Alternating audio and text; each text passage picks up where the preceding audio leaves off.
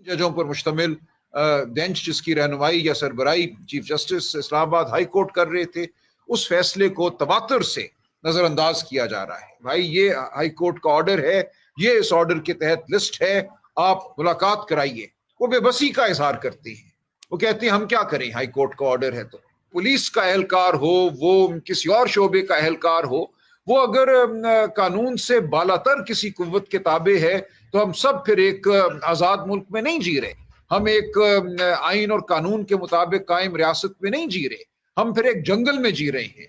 हमारे दोस्त जो एंकर हैं मुख्तलिफ टीवी चैनल्स पर, वो हमें बताते हैं कि क्या अहकामात आते हैं, कैसे अहकामात आते हैं, उनके मालिकान पर क्या दबाव डाला जाता है।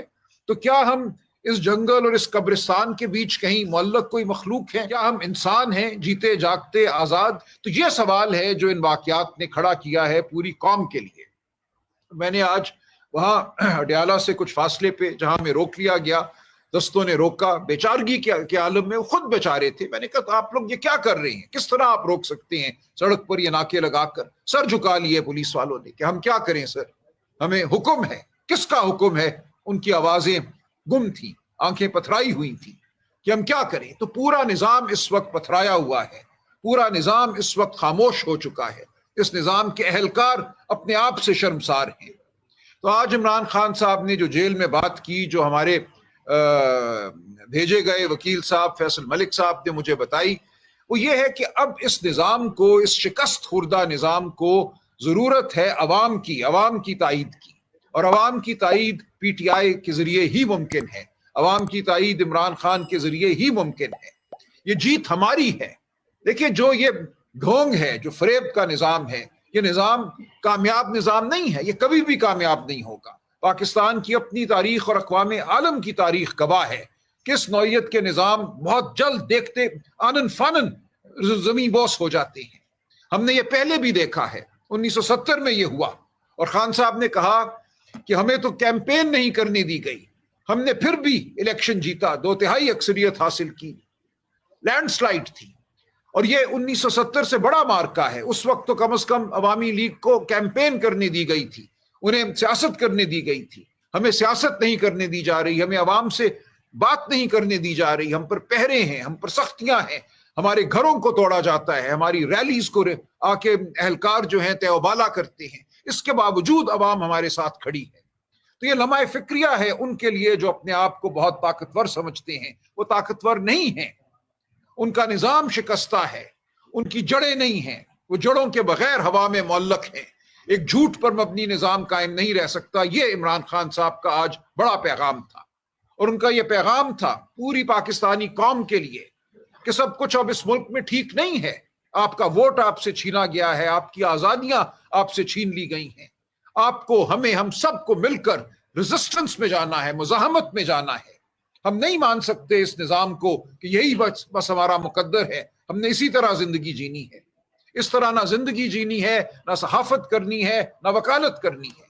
26वीं आईनी तरमीम के बाद जो वकालतों का अब हाल है और जो अदालतों का हाल है, हम वकालत करते हैं, कहाँ वकालत करते हैं? हमारे सामने क्या अदालत है जो हमें देखती है? हम अदालत को देखते हैं और सब बेबस है। तो अब हम सबको आगे बढ़ना है। 26वीं आईनी तरमीम ने इस मुल्क के अदालती निजाम को एक कारी ज़रब लगाई है। हम सबको अब फैसला करना है कि क्या हम इस टूटे हुए निजाम के तहत जिएंगे एक ताबे कौम की हैसियत से, एक मजबूर कौम की हैसियत से, या हम उठेंगे, अपनी आवाज बुलंद करेंगे। ये इमरान खान का सवाल है अपनी कौम से, ये हमारा सवाल है आप सब से, इस मीडिया के तवस्सुत से पूरी पाकिस्तानी कौम से। खान साहब ने और भी आज बहुत सी बातें की जो मुझ तक पहुंची हैं, तफसीलात आती रहेंगी। कल भी एक इंशाअल्लाह हम खालिस्तान जो केसेस के हवाले से गुफ्तगू करेंगे। लेकिन खान साहब ने अफसोस का इजहार किया जो सूरत हाल हमारी सरहदों पर बनती चली जा रही है। बलूचिस्तान अपनी जगह, अफगानिस्तान के हवाले से जो वफाकी हुकूमत की पॉलिसी है वो मुकम्मल तौर पर नाकाम हो चुकी है। हम ये देख रहे हैं कि अमरीका अब बराह रास्त तालिबान हुकूमत से गुफ्तगू कर रहा है। हमारा जो रवैया था वो रवैया गलत साबित हुआ है। जिस तरह हमने अफगान महाजरीन के साथ बदसलूकी की, उनको ट्रकों पे लाद के भेजा जो 40-50 साल से यहाँ रह रहे थे, बहुत से यहाँ पैदा हुए, पले बड़े, शादियां की, उनको हमने जिस तरह भेजा, मोहलत नहीं दी, एक इंसानी तरीका भी था भेजने का। تو ہمیں افغانستان سے اپنے معاملات کو ٹھیک کرنا ہے. یہ وفاقی حکومت کی ناکامی ہے جس کا نتیجہ ہے کہ آج ہماری کوئی بھی سرحد محفوظ نہیں ہے، نہ مشرقی سرحد نہ مغربی سرحد. عمران خان صاحب نے اس حوالے سے بہت تشویش کا اظہار کیا. انہوں نے اس حوالے سے بھی تشویش کا اظہار کیا کہ ہم کہتے ہیں، ہمیں یہ کہا جاتا ہے کہ معیشت سنبھل گئی، کہ انفلیشن کم ہو گئی، افراط زر ختم ہو گئی. ایسا نہیں ہے، معیشت کا گلا گھونٹا گیا ہے. پچھلے جو 12 مہینے اور جو 24 مہینے گزرے ہیں، ان میں پاکستان کی تاریخ میں کم ترین انویسٹمنٹ ہوئی ہے. جو سرمایہ کاری کی جاتی ہے ایک معیشت میں، جس کے نتیجے میں نوکریاں پیدا ہوتی ہیں، ملیں لگتی ہیں، فیکٹریاں لگتی ہیں، وہ پاکستان کی کم ترین سطح پہ ہے. Lost investment in decades. تو خان صاحب نے کہا اس طرح یہ ملک نہیں چل سکتا. آپ نوجوانوں کو ان کے لیے روزگار کے مواقع بند کر کے یہ کہیں کہ ہم نے چونکہ معیشت کا گلا گھونٹ دیا ہے، اب یہاں پہ نہ قیمتیں بڑھیں گی نہ نوکریاں قائم ہوں گی. یہ کوئی معیشت نہیں ہے، یہ ایک ناکام معیشت ہے، یہ ایک انسان دشمن معیشت ہے. ہمیں اس معیشت کو بھی ٹھیک کرنا ہے، اور یہ تب ہی ہوگا جب عوام کی نمائندہ حکومتیں صوبائی سطح پہ بھی اور وفاقی سطح پہ بھی قائم ہوں گی.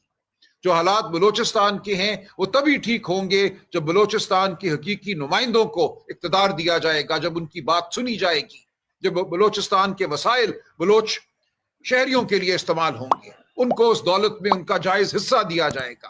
جو مائنز اینڈ منرلز ایکٹ کی بات ہو رہی ہے، خان صاحب نے اس کے حوالے سے شدید تحفظات کا اظہار کیا. انہوں نے کہا یہ وقت نہیں ہے، یہ طریقہ نہیں ہے جس طریقے سے اس قانون کو قوم پر نافذ کیا جا رہا ہے، مسلط کیا جا رہا ہے. جب تک خان صاحب ایک آزادانہ ماحول میں اس کو دیکھتے نہیں، جب تک عوام کے حقیقی نمائندے، وہ نہیں جو فارم 47 لے کر اسمبلیوں میں بیٹھے ہیں، جب تک حقیقی نمائندے اس قانون کو نہیں دیکھتے. بلوچستان پہ ایک قانون مسلط کیا گیا ہے، mines and minerals act. Khyber Pakhtunkhwa میں ہم مزاحمت کر رہے ہیں، ہم انکار کر رہے ہیں، اور یہ انکار ہم کرتے رہیں گے، کیونکہ اس انکار میں پاکستان کی معیشت کی بحالی چھپی ہوئی ہے.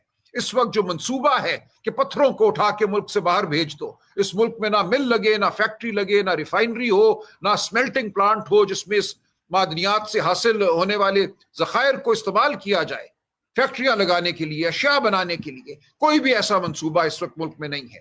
پورا یہ معدنیات کے حوالے سے جو نظریہ ہے، یہ ایک خام نظریہ ہے، یہ ایک زائل نظریہ ہے، اس میں عوام کی فلاح نہیں شامل.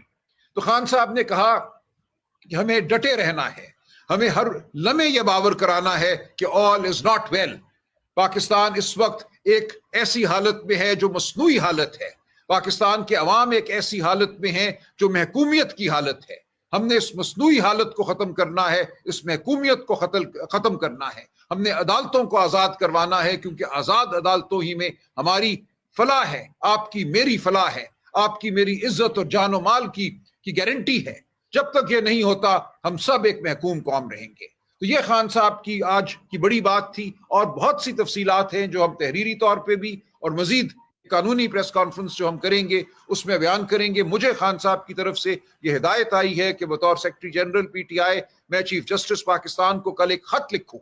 اس خط میں یہ تمام باتیں ہم درج کریں گے، اور جو کچھ ہمارے ساتھ عدالتوں میں ہو رہا ہے، جو سلوک ہمیں دیکھنے کو ملا ہے، جس طرح اسلام آباد ہائی کورٹ کے حکم کی توہین ہوئی ہے، تضحیک ہوئی ہے، یہ سب کچھ ہم سامنے رکھیں گے. ہم عدالتی ضمیر کو پکاریں گے. عدالتوں میں پٹیشنیں تو ہم نے کر رکھی ہیں، لیکن اب ہم یہ سمجھتے ہیں کہ ہمیں جج صاحبان اور عدالت کے ضمیر کو پکارنا ہے، جھنجھوڑنا ہے، تاکہ پاکستان آگے بڑھ سکے. بہت شکریہ. چیف وپ عامر ڈوگر صاحب بھی کچھ فرمائیں گے. حالات حاضرہ کے حوالے سے تقریباً سلمان اکرم راجہ صاحب نے کر دی. ایک سوال میرا بھی ہے، کیونکہ آپ میڈیا کے دوست ہیں، آپ سے ایک عرصہ دراز سے ایک تعلق چلا آ رہا ہے، اور آپ ماضی میں بھی جیلوں میں جو لوگ قید تھے ان کی کوریج کرتے آئے ہیں. کبھی ایسا کوئی قیدی دیکھا کہ جو جیل میں بیٹھا ہے وہ آزاد ہے، لیکن باہر پوری قوم قید میں ہے، اور اس کو جو جیل مینول کے مطابق سہولیات ملنی چاہیے، جو آئین اور قانون اس کو حق دیتا ہے، جو عدالتوں کے حکموں کو کس طرح سے نظر انداز کیا جا رہا ہے؟ کبھی آپ نے دیکھا جو آج بڑے بڑے دعوے کرتے ہیں کہ جی ہمیں بھی ناجائز جیلوں میں ڈالا گیا، ہمیں قید میں رکھا گیا؟ ان کی قید، ان کے حالات، ان کی ملاقاتیں اور ان کی عیاشیاں آپ سب کے سامنے ہیں. اور عمران خان تو کبھی بھی اپنی ذات کے لیے کچھ نہیں مانگتا. جب مذاکرات کی بھی بات ہوئی تھی اس نے کہا میں اپنی ذات کے لیے مذاکرات نہیں چاہتا, میں اس ملک اور قوم کے لیے, رول آف لا کے لیے, آئین کے لیے میں مذاکرات چاہتا ہوں. تو میرے میڈیا کے دوستوں سے سوال ہے کہ آپ نے ہمارے خلاف ہزاروں مقدمات بنا دیے, 8 فروری کو ہمارا مینڈیٹ چھین لیا, ایک جعلی حکومت ایک بدترین عذاب کی شکل میں ہم پر مسلط کر دی, آج تک ہمارا کوئی کیس ٹریبونل میں سنوائی نہیں ہو رہا, جو ہمارے سیاسی قیدی ہیں وہ آج تک 2 سال سے جیلوں میں ہیں. تو اگر ہمیں جیل میں ڈال کر گولی بھی چلا لی 26 نومبر کو, تو اب ہمیں ملاقاتیں بھی نہیں کرنے دے رہے. اتنا خوف عمران خان سے. تو میں سمجھتا ہوں عمران خان تو جیت گیا, وہ عوام کی عدالت میں بھی اپنا مقدمہ اس امتحان میں جیت گیا, اور اللہ کے سامنے بھی سرخرو ہے کہ وہ آپ کی جنگ لڑ رہا ہے, عوام کی جنگ لڑ رہا ہے, اور پی کے ایکٹ کے تحت آپ کی زبان اور ہماری زبان بندی بھی کر دی گئی. لیکن لوگوں میں بڑا شعور ہے, لوگ جانتے ہیں کہ پاکستان کس طرف جا رہا ہے. یہ جتنے مرضی دعوے کر لیں, آج بھی دعوے تھے کہ جی سرپلس میں چلا گیا اور معیشت بہتر ہو رہی ہے. بھائی سیاسی استحکام کے بغیر کبھی معاشی استحکام نہیں آ سکتا. تو یہی میری عرض ہے کہ میں آپ کو خراج تحسین پیش کرتا ہوں کہ باوجود اس کے, مجھے پتا کہ آپ کو کہاں کہاں سے کنٹرول کیا جا رہا ہے, پھر بھی اگر آپ عوام کو حق اور سچ بتا رہے ہیں تو یہی جہاد ہے, اور اس جہاد میں اگر آپ ہمارا ساتھ دے رہے ہیں تو میں آپ کا شکر گزار ہوں. اور زیادہ باتیں تو ہمارے سیکرٹری جنرل صاحب نے اور احمد ڈوگر صاحب نے کر دی ہیں. سب سے پہلے تو یہ ہے کہ 29 سال ہونے والے ہیں انصاف کی تحریک کو, تحریک انصاف کو, اور انشاءاللہ 25 تاریخ کو یوم تاسیس ہے, جمعے کے دن, اور پورے پاکستان میں جہاں جہاں لوگ ہیں وہ اس یوم تاسیس کو ضرور منائیں. اور یہ جو جدوجہد ہے عمران خان جنہوں نے یہ جدوجہد شروع کی 1996 میں, اس کا نام ہی رکھا انصاف کی تحریک, تحریک انصاف. اور تحریک انصاف کو انشاءاللہ اب 29 سال ہو گئے ہیں, اور اس پوری جدوجہد میں آپ سارے میڈیا والے ہیں, شروع سے دے کے اب تک عمران خان صاحب کی اب ساری تقاریر اٹھا کے آپ سن لیں, وہ ایک ہی بات بار بار کرتے ہیں کہ جب تک معاشرے میں انصاف نہیں ہوگا معاشرہ کبھی آگے نہیں بڑھ سکتا. اور یہ جدوجہد ہماری جاری ہے, اور انشاءاللہ عمران خان سرخرو ہوں گے, اور وہ جو انصاف ہم نے جس منزل پہ پہنچنا ہے انشاءاللہ اللہ تعالیٰ اس میں کامیابی دے گا. یہ واحد الیکشن تھا پاکستان کی تاریخ کا جو 8 فروری کو ہوا, واحد الیکشن تھا, منفرد تھا. اس طرح اس سے پہلے جتنے بھی الیکشن ہوئے اس میں آپ نے دیکھا کہ جو امیدوار ہوتا ہے وہ ووٹر کے پاس جاتا ہے, گھر گھر جاتا ہے, کیمپین کرتا ہے, اپنا مینیفیسٹو لے کے جاتا ہے, اس سے وعدے کرتا ہے, بتاتا ہے انتخابی نشان میرا یہ ہے, مجھے ووٹ دو. یہ پہلا الیکشن ہے پاکستان کی تاریخ میں جو انپریسیڈنٹڈ ہے, جس میں امیدوار نے ووٹر کو نہیں, ووٹر نے امیدوار کو ڈھونڈا ہے کہ بتائیں کس پہ عمران خان نے ہاتھ رکھا ہے اور کون ہے کینڈیڈیٹ. کیونکہ انتخابی نشان تو ایک ایسا فیصلہ آیا جو پاکستان کی تاریخ کا ایک سیاہ ترین وہ فیصلہ تھا کہ انتخابی نشان لے لیا. ایک یونیورسل نشان نہیں تھا, مختلف نشان تھے, لیکن لوگوں نے وہ بھی ڈھونڈ ڈھونڈ کے ووٹ دیا کہ ہمیں انتخابی نشان نہیں, یہ بتائیں کہ کون ہے کینڈیڈیٹ عمران خان کا. تو یہ پہلا الیکشن ہے جس میں ووٹرز نے ڈھونڈا اور اس میں انپریسیڈنٹڈ وکٹری ملی پاکستان تحریک انصاف کو. اور تیسری چیز میں یہ بات کرنا چاہتا ہوں کہ جو عمران خان کی فیملی کے ساتھ جو ہو رہا ہے, آپ یہ دیکھیں محمد زبیر جو کہ گورنر, سابق گورنر سندھ اور نون لیگ میں وہ نواز شریف اور مریم نواز کے سپوکس پرسن تھے.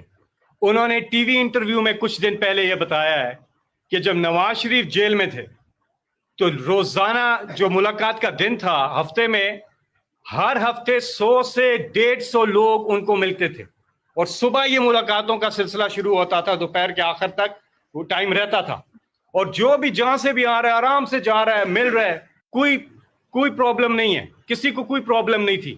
100 سے 150 لوگ ملتے تھے ایک ہی دن میں اور بیٹھے رہتے تھے. 7-8 وہ لوگ ایسے تھے جو کہتے بیٹھے ہی رہتے تھے پرماننٹ, وہ تو گھنٹوں بیٹھے رہتے تھے, کوئی مسئلہ نہیں ہوتا تھا. اور کبھی انہوں نے بتایا کہ کبھی کوئی ایک شکایت نہیں آئی ان سے ملاقات کے حوالے سے.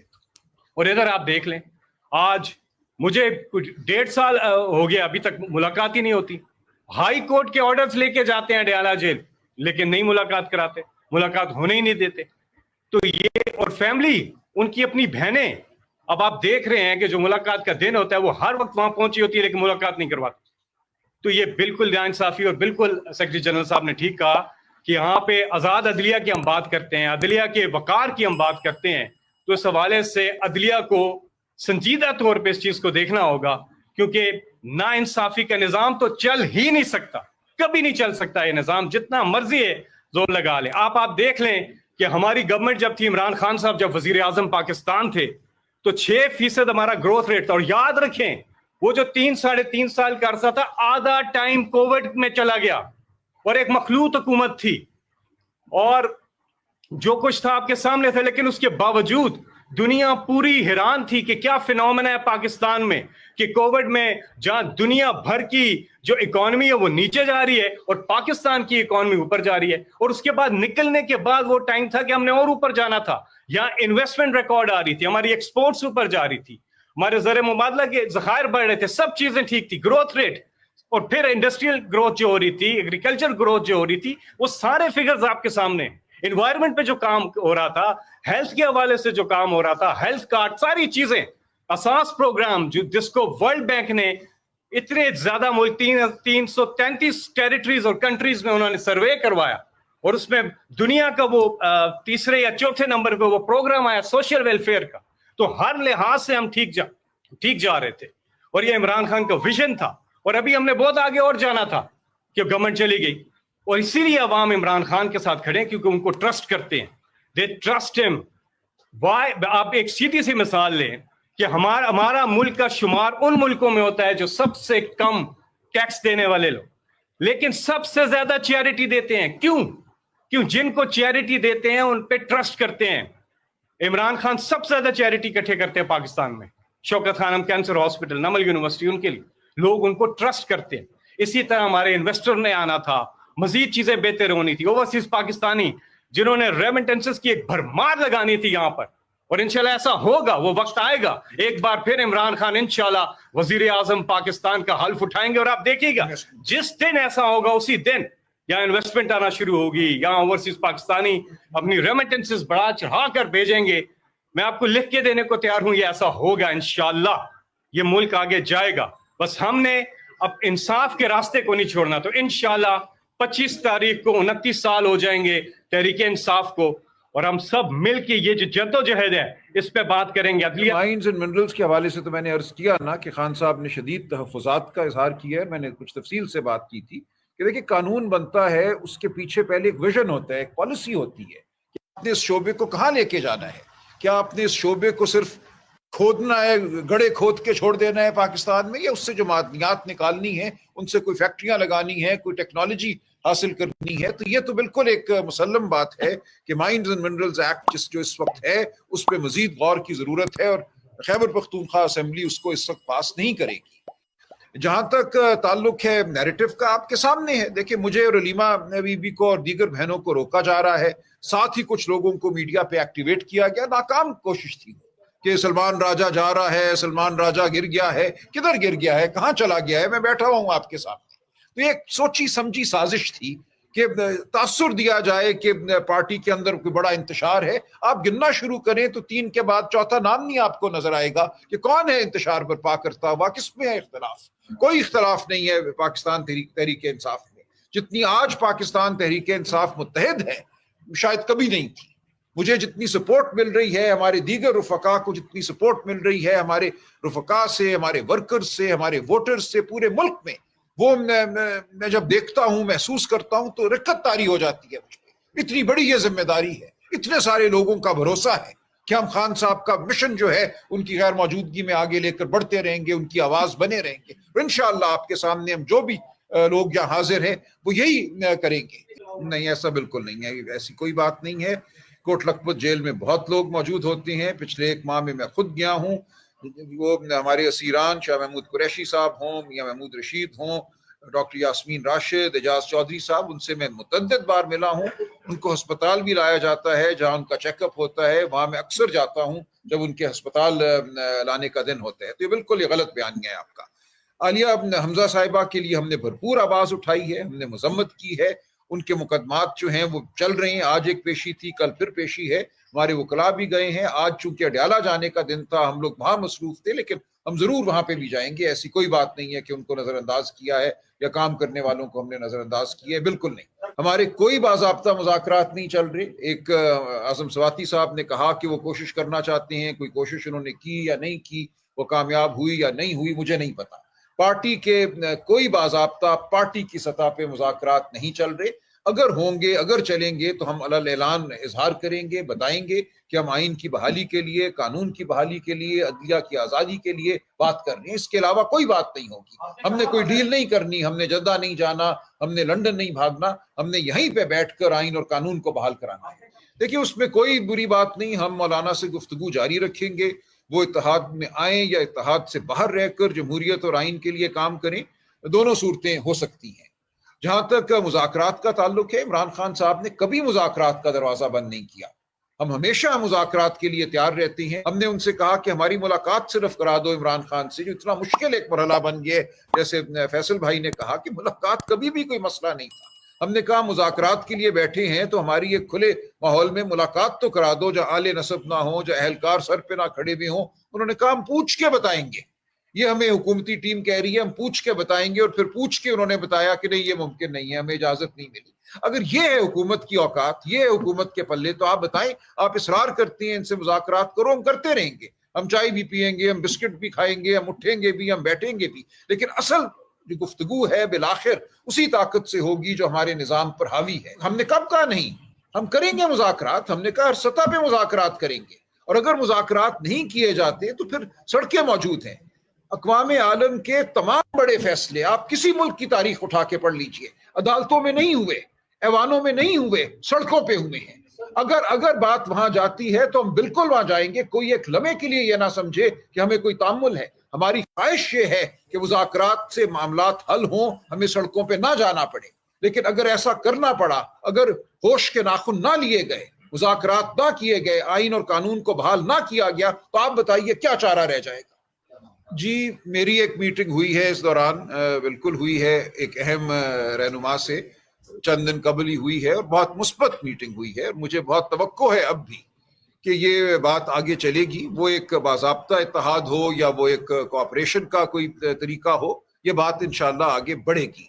اور کل ہماری ایک بڑی میٹنگ ہے, 23 تاریخ شام, جو الائنس کی ہماری پارٹیاں ہیں, ہم کل مل رہے ہیں, آئندہ کا لائحہ عمل طے کریں گے. تو ہم تمام جماعتوں سے بات کر رہے ہیں, وہ جی ڈی اے کی جماعتیں ہوں, وہ جے یو آئی ہو, وہ دیگر جماعتیں ہوں. اختر مینگل صاحب انشاءاللہ ہمارے ساتھ شامل ہوں گے, محمود خان اچکزئی صاحب تو ہیں ہی, علامہ ناصر عباس صاحب ہیں, سنی اتحاد کونسل بھی ہے ہی. اس لیے ہم ہر ایک کو دعوت دے رہے ہیں کہ آئین اور قانون اور عدلیہ کی آزادی کے لیے ہمارا ساتھ. کوئی صداقت, دیکھیے یہ خواہشات ہوتی ہیں, یہ پرانا گھسا پٹا ایک بیانیہ ہے, گھسے پٹے ریکارڈ ہیں جن کو مقتدرہ بار بار نکال کے لے آتی ہے کہ شاید پھر اسی طرح ہو, کوئی پیٹریوٹس بن جائے گی, کوئی فارورڈ بلاک بن جائے گا. ایسا کچھ نہیں ہونے جا رہا.